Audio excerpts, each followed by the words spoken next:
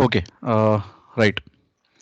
So in my previous class, I just solved this numerical example on and demonstrated you how to use the flexibility matrix method. And I told you that there could be the redundants, number of redundants. Either you have an option of choosing the reaction as the redundant, or you can have an option of choosing the moment as the redundant. Now the problem which I'm going to solve now, let me choose moment as the redundant and demonstrate you how to go ahead with those kind of examples, right? So let me just type this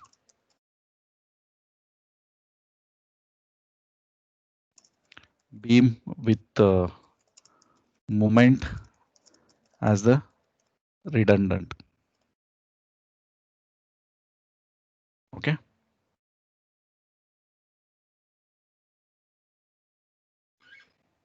Okay. Analyze the continuous beam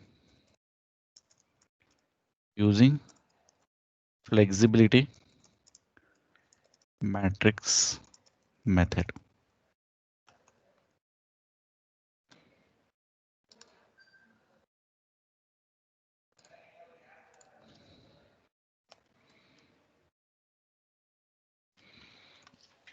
Okay. Let me draw that beam now.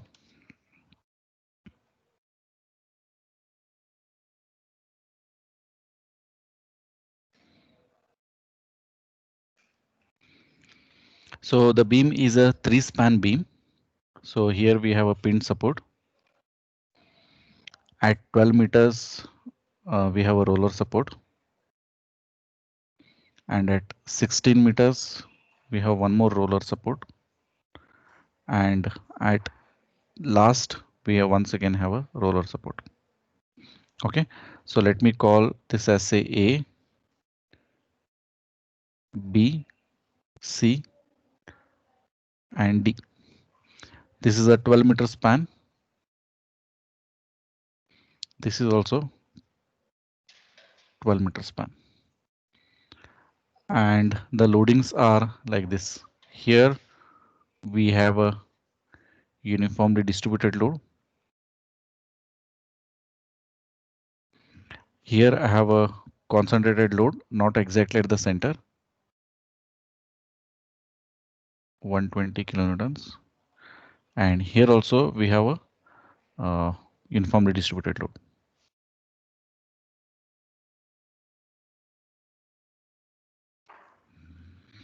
Now this uniformly distributed load is 20 kilonewton per meter.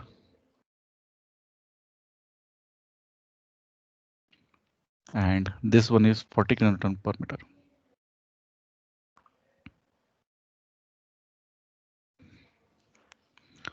So this length is 4 meters.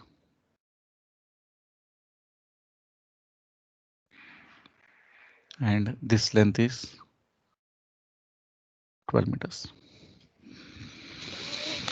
Okay, so let me start with our first step. The first step is always to find the statical indeterminacy. So can anybody tell me what is the statical indeterminacy of this structure?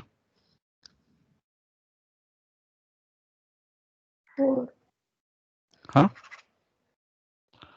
What is the statical indeterminacy? How many unknown reactions are there? 5. Yes, 5 unknown reactions are there. 3 equilibrium equations are there. So the degree of statical indeterminacy is 2. Is that clear, students? Yes, sir. Okay. Now in our previous example, whenever we arrived at the statical indeterminacy, like it is number 2 and all. So how many redundants we used to take? How many redundants we used to take?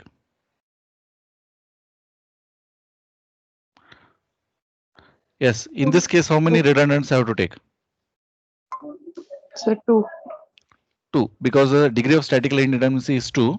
So I have to take number of redundants as 2. But in your previous example, we used to take reactions as the redundant. Means I used to remove the roller support from the points where I used to take reaction as the redundant, and then I used to proceed further. Now in this case, let us not go for reaction as the redundant.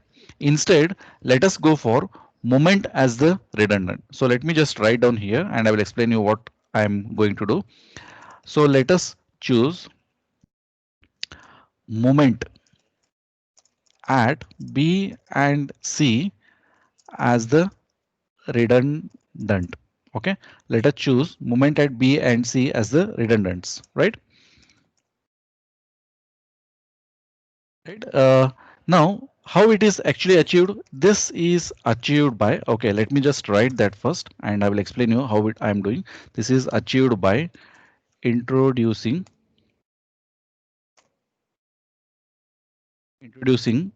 the hinges at B and C. Okay. Now, what happens by introducing hinges at B and C? Okay, this by this the continuity between spans AB, BC, AB, BC and CD. AB, BC and CD is broken. Now all spans will act independently independently as simply supported beams. Okay, let me just explain you what I've written here. Okay, so I'm sure that I'm going to take moment at B and C as the redundant, right? So I'm taking moment at B and moment at C as the redundant.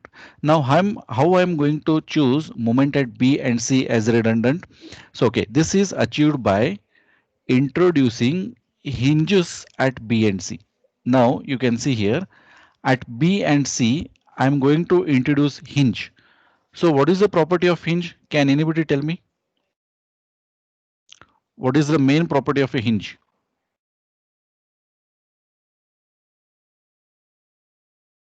Students, am I audible? What Yes, is, sir. yeah, what is the main property of a hinge? What will be zero at the hinge? So bending moment. Yes, the moment at the hinge will be zero, right? So I'm going to actually take moment at P, that is MB, and moment at C, that is MC, as the redundant. Now, how I'm going to achieve that taking redundant? I'm going to introduce the hinge at B and hinge at C. Now, by introducing hinge at B and C, it means that moment at B is zero and moment at C is zero, right? So if that happens, can you just imagine something like this? So when moment at B is 0 and moment at C is 0, span AB, span BC and span CD as if they are acting like an independent simply supported beam. Yes or no? Can you imagine like that?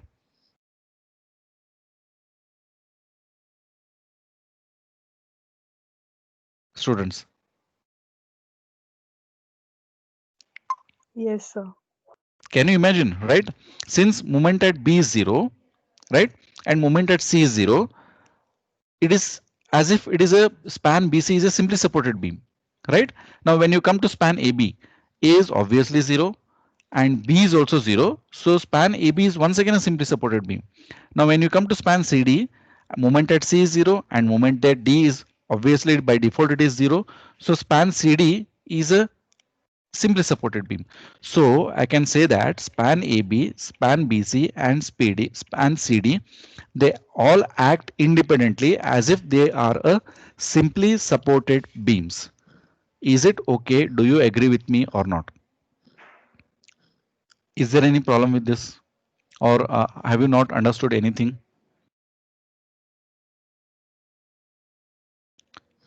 Is that clear, students? Yes, sir. Yes, sir. Yes, Okay, sir. right. So the first step is I calculated the statical indeterminacy and I know that how many redundants I have to take. In the second step, I chose moment at B and C as a redundant. This is how I have achieved by introducing hinges at B and C. So These are the hinge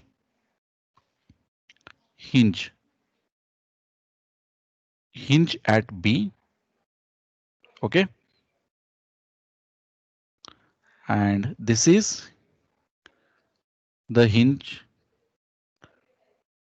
at C, right? So this is your second step, right? Okay. Now we know that span AB, span BC, and span CD, they all act as if independently, as if they are the simply supported beams. So when you compare this with the previous example, so what we used to do there, we used to take reaction as the redundant, and we used to remove those reactions, and we used to draw the determinate beam and find out the deflections at B and C. Now the same thing I have to do here also, right? Now since you are taking moment as a redundant, do you need to still remove these roller supports, or you have to keep it at the same point?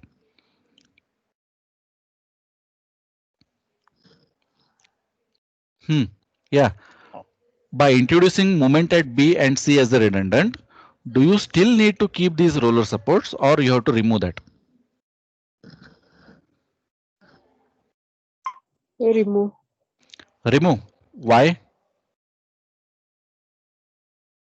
Why you have to remove? Have I taken reaction as redundant?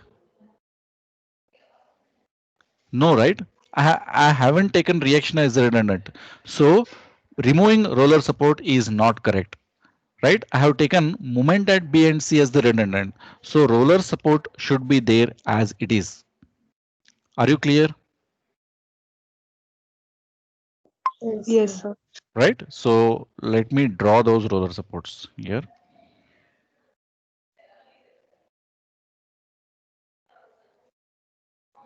Okay. Also, you need to draw the hinge. Hinge means you just draw a thick dotted line. Okay. You just draw a thick dotted line. And also you need to draw the loads.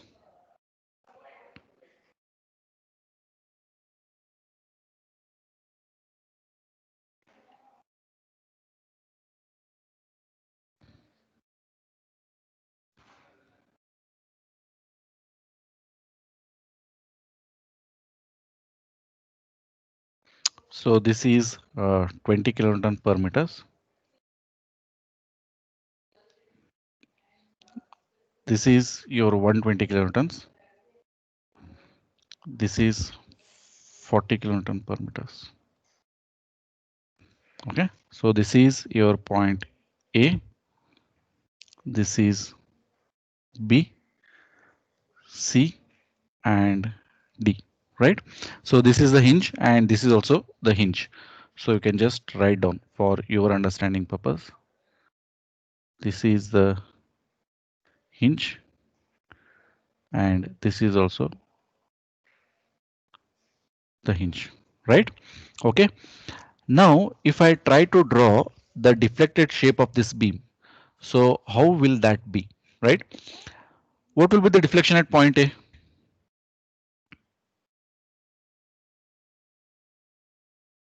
What will be the deflection at point A?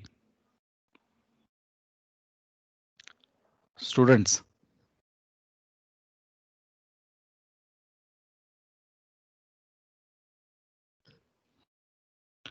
the deflection at point A will be the deflection at point A will be zero, right? Okay. So the deflected shape of this will be like this. The deflected shape of span B could be like this, and the deflected shape of span CD could be like this. Are you trying to imagine this? Okay, because I told you, because of introducing hinges at B and C, span AB, span BC, and span CD, they all are acting independently as if they are the simply supported beams, right? So these will be the deflections like this, right? Okay. Now this I will call it as a real beam. This I will call it as a real beam. Okay. Now for this real beam, I have to draw the conjugate beam. Let me just draw that.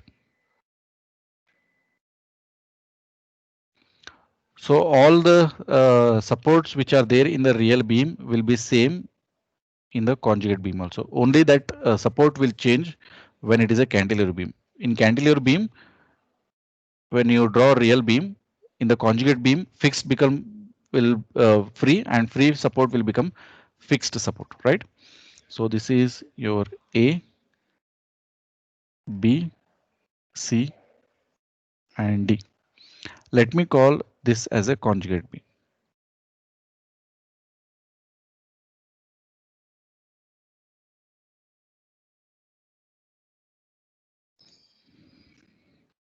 Okay. Now what I will do, I will just go back and I want to explain you with this numerical example. Right. Okay. So in my previous numerical example, I took reaction as the redundant, that is By and Cy reaction as the redundant. And I used to calculate, I used to draw one more beam without the roller support B and C, but only with the external load. Okay, I used to draw that in the second, that is figure B, I draw. And at point 1 and 2, what I actually calculated? I calculated the deflection. Yes or no? Yes, sir. Correct. Okay. When I chose reaction as the redundant, I used to calculate the deflections. Okay. Yes. Now I will come back to my numerical example. Okay. Now here I'm not choosing reaction as a redundant, right? Instead, I'm choosing moment as a redundant. So I have drawn this deflected shape and you can see the deflection at B and deflection at C are zero, right? So my question is, when I take moment as the redundant at point B and C, what I actually have to calculate? Because deflection is zero. When I take reaction as the redundant, I have calculated the deflections. But when I have taken moment as the redundant, what I have to calculate? Can anybody tell me? Just have a wild guess. What could be that?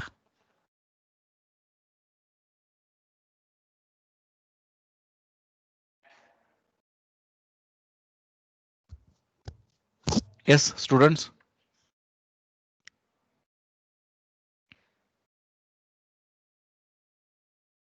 Can anybody tell me?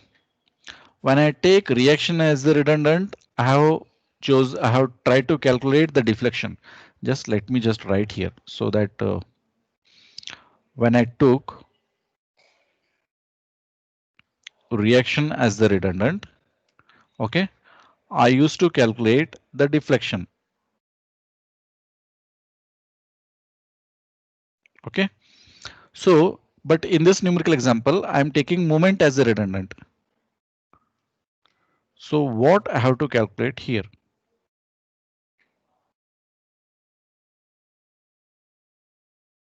Tell me, let it be wrong.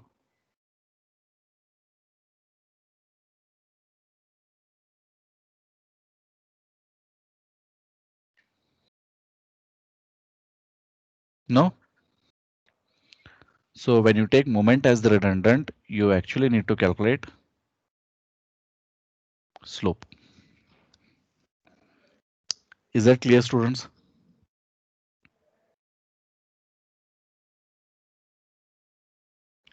Is that Yes, okay? sir.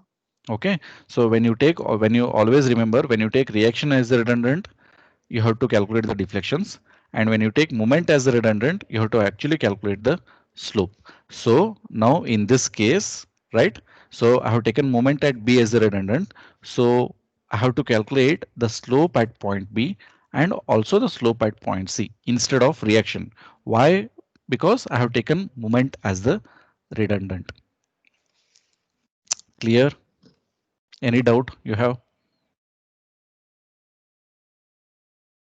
Any doubts you have?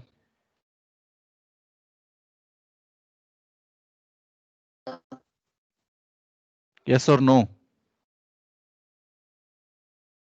No, sir. Okay, right. Now I know that all span, that is span AB, BC and CD, all of them will act independently as if they are simply supported beams. So let me draw them also independently so that it will be easy for you to understand. So I'm drawing span AB here. Let me draw span BC somewhere here. Let me draw span BC here.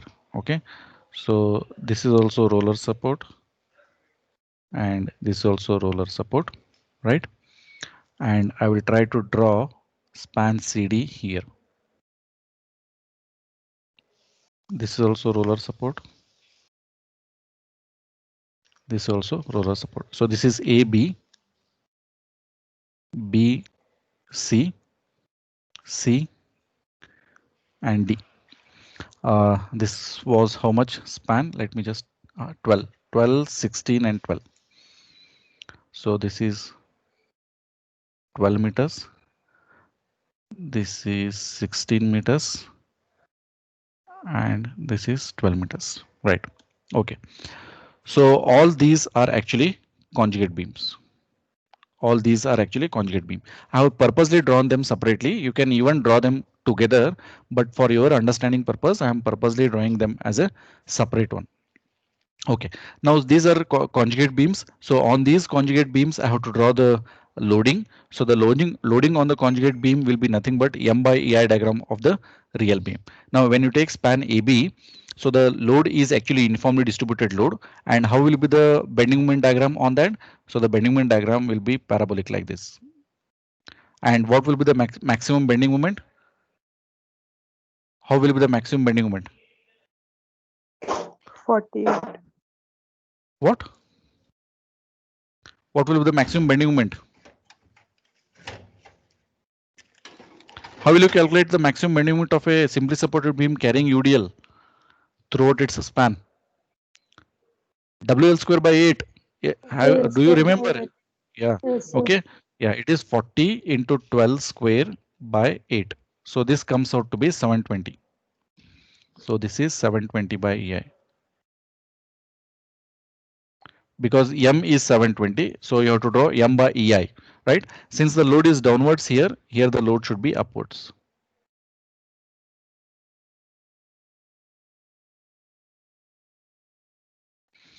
Is that clear? Right? Yes, sir. Okay. Now when you take span BC, let me just draw here. So this is one support and this is one support. I have a point load here. So this is 120 kilonewtons. This is, I think, 4 meters and this is 12 meters. Let me just check. Yeah, it is correct. 12 and 4. So how will you calculate the reaction at this point? So it is very simple. 120 into 12 divided by 16, and this side it is 120 into 4 divided by 16. So 120 into 12 divided by 16, this comes out to be 90 kilonewtons. So 120 into 4 divided by 16, this comes out to be 30 kilonewtons. Okay. So 90 plus 30 is 120 upwards and 120 downwards. So it is correct. So why I calculated the reaction? Because I want to find out what is the bending moment at this point. So how will you calculate bending moment at this point? So it is 90 into 4, right? 90 into 4. This comes out to be 360 by EI. So the maximum bending moment here is somewhere here. Yeah, here 360 by EI. So you have to actually join using a straight line. Why? Why not parabola? Why not parabola? Because it is no Point. UDL. Yes, it is a point load. It is not a UDL, right? So it is 360 by EI. M is 360 divided by EI. And the loading should be always upwards because your main loading is downwards. Okay. Now similarly, how will you draw here on span CD? So the maximum bending moment is 20 into yes, 20 into 12 square, right? 20 into 12 square by 8. So 360. So you have to draw the parabola.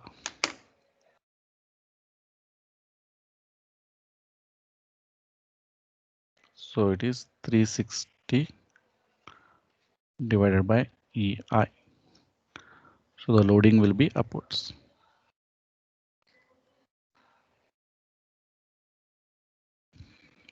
And let me just draw here. So this is 4 meters and this is 12 meters.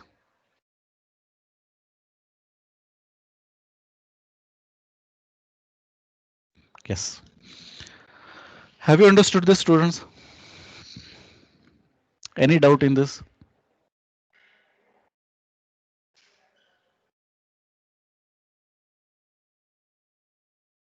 No, sir. Are you clear how I have drawn the loading on the conjugate beam? You just need to draw the bending moment of the real beam and divide it by EI. So that will give you the conjugate beam. Are you clear with these figures how I have drawn? Any Yes, doubt sir. is there? Okay. Now, actually our aim is at point B and C, I have to calculate the total slope, right? At point B and C, I have to actually calculate the total slope.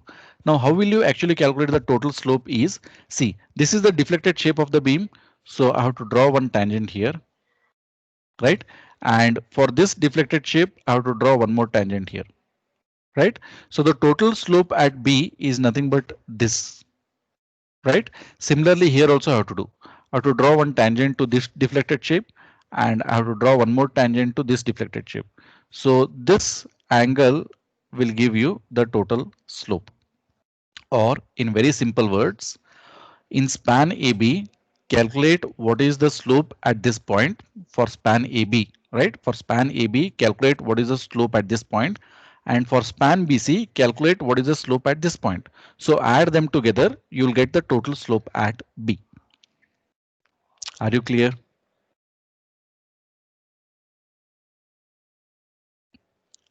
Are you clear, students? Yes, sir. Okay, right. Now, uh, in the real beam span AB, okay, I will take only span AB, real beam. So if you want to calculate slope at point B on the real beam, what you have to calculate at the corresponding point on the conjugate beam, I have actually written here. I don't know whether I have rubbed that. Shear force. Yes, yes, correct. I have to actually calculate the shear force. Let me just check whether I have written somewhere. I think I have rubbed that one.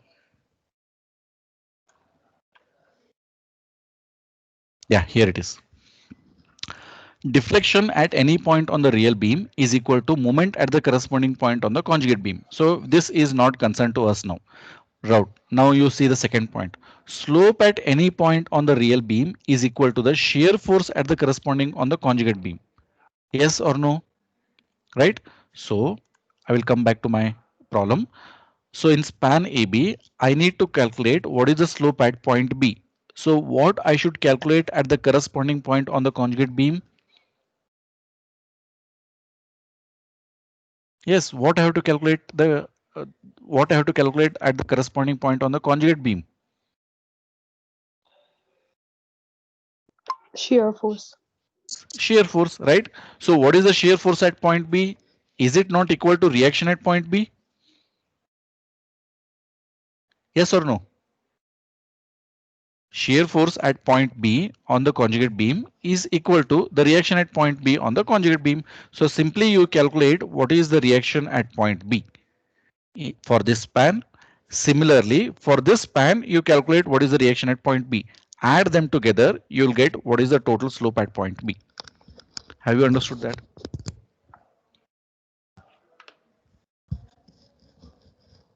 Is that clear? Yes, sir. Okay. Yes. Let me do that now. Yeah, let me do that. So what I will do here, I will just write slope, total slope. Let me write total slope at B on real beam.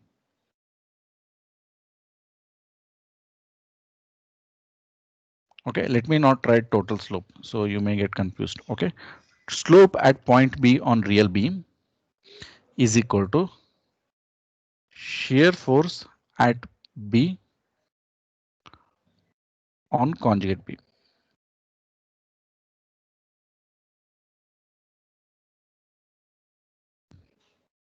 shear force at B on conjugate beam. Now which B it is here? So there are two B's. Okay, so one you add for this, take for this, and when you take for this and add them together, you'll get that, right? So this is nothing but reaction at B. Okay, reaction at B on conjugate beam.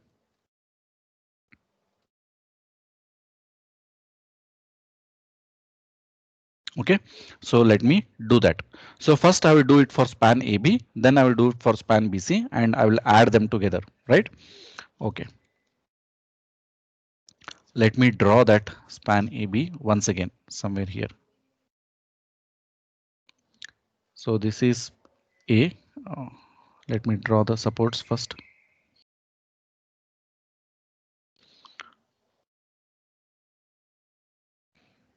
Let me draw the loading also.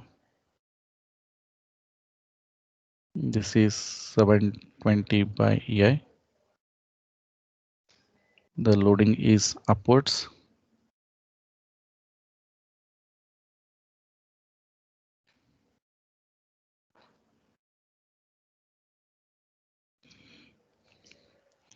This is 12 meters. This is A and this is B. So I'm interested in finding this one, right? So I know that this is a parabolic loading. So the loading, half of the loading will go this side and half of the loading will go this side. So I need to calculate what is this total load, right? So let me just give this some name. I will give this some name as say by1, by1, right? So I will calculate what is by1. by1 is equal to, okay, the total load. How will you calculate total load? It is 2/3 of base into height. I always told you. So the load of a parabola is 2/3 of base is 12 and height is 720 by EI.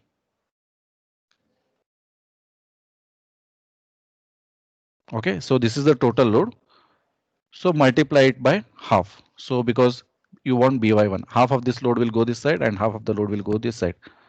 So you'll get by1 as 2880 by EI.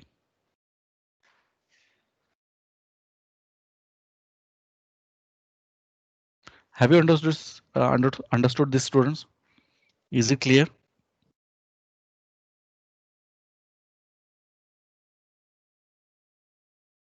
Is it clear? Yes, sir. Yeah, actually I made a mistake here. Since the loading is upwards, so your reaction will come downwards. Okay, so this is how it is. Now this is the shear force at B in the span AB, right? So this I calculated. That is this one I calculated. I calculated this one, by1.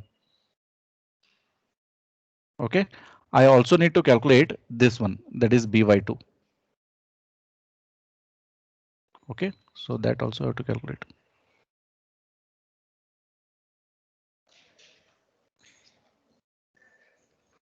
by1, this is okay. Now let me calculate by2. So for that, once again, let me draw the span. This is a little bit bigger because it is 16 meters, right?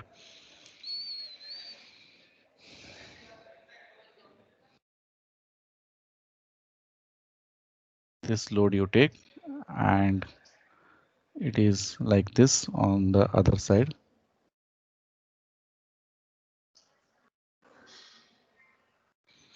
So here also I have a roller support and here also I have a roller support.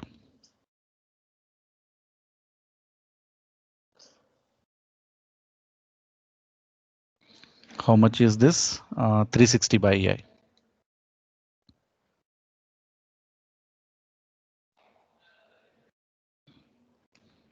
So the loading is upwards.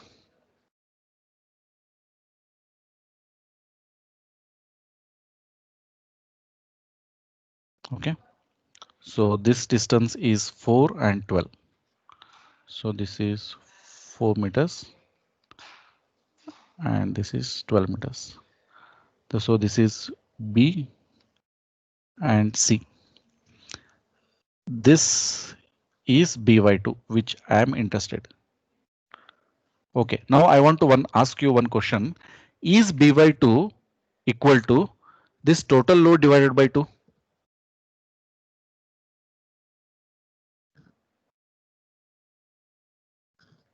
Students, I'm asking you a question.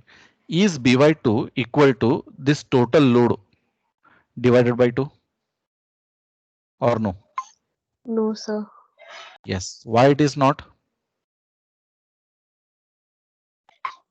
Sir, it is not at the center. Yes, this 360 by EI is not at the center. It is not symmetric, right? So I can't take this total load divided by 2 is equal to BY2. Instead, I need to calculate that. So to calculate this BY2, let me take moment at C equal to 0. Taking moment at summation of moment at C equal to 0, taking clockwise moments as positive, right? So by2 at C will actually cause an anti-clockwise movement. So I will write minus by2 into 16, right? Next, let me take this uniformly varying load now, right? This uniformly. So this uniformly varying load at C will actually cause a clockwise movement. So I should take plus. So total load is half of base is 4 and height is 360 by EI multiplied by, since I'm taking moment at C, I have to take CG distance of this up to this one. So this distance will be actually 1/3 of 4. So it is 1/3 of 4 plus 12. Right now I will take this one. Now let me take this one. So this also at C will cause a clockwise movement. So I should take plus. The total load is half. Base is 12. Height is 360 by EI multiplied by CG distance. That is CG distance from here up to here. So it will be actually 2/3 of 12 equal to 0. Have you understood this?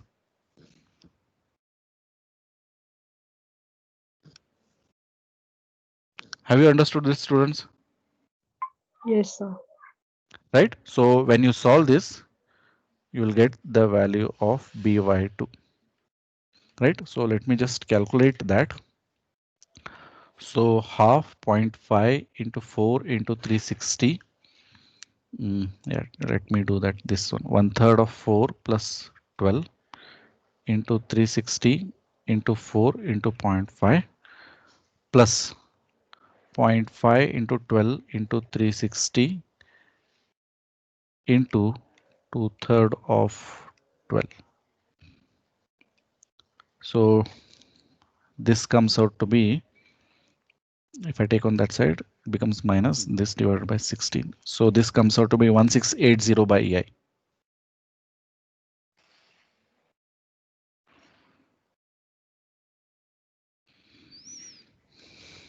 Is that okay, students? So I calculated by1 and I calculated by2. You just need to add them, right? So that I will get the total slope at point B. So the total slope at point B is actually represented as theta B, right? Theta B is equal to by1 plus by2.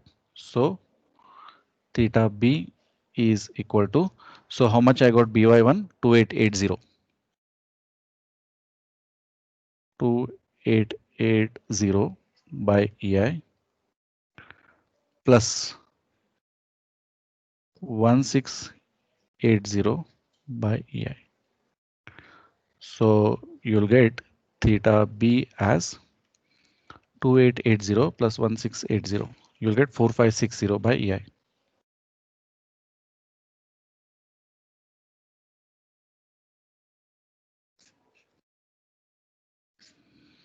Is it clear, students?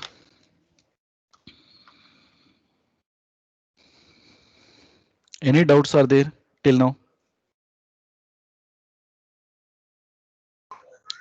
Sir, Yes. sir, by1 is minus or plus?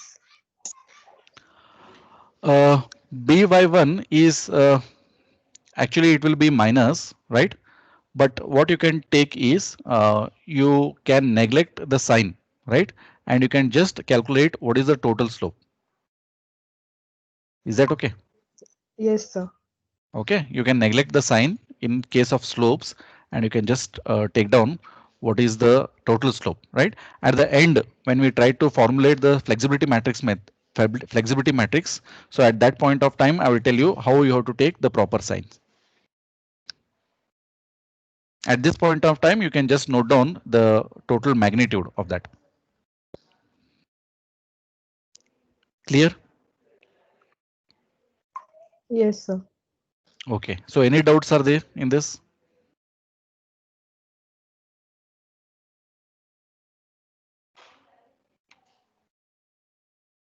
So if no doubts are there,